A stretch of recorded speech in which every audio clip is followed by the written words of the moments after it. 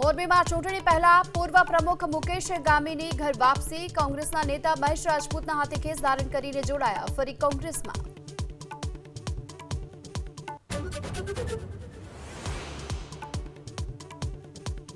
છોટાઉદેપુરમાં ઓરસંગ નદીમાં ખનીજ ચોરીનો પર્દાફાશ. દેવલિયા મોરસરા ગામમાં વિજિલન્સની ટીમના દરોડા બાદ બ્લોકના માલિકોએ ખોદકામ કર્યું બંધ.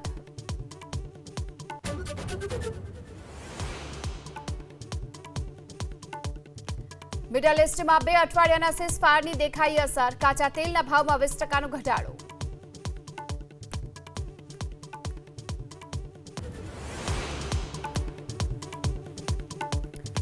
છોટાઉદેપુરમાં રંગપુર, જોડાવાટ, ફેરકુવા, ખડકવાડા વિસ્તારમાં વરસાદ. મકાઈ, મગફળી, તુવેર સહિતના પાકને નુકસાનની ભીતિ.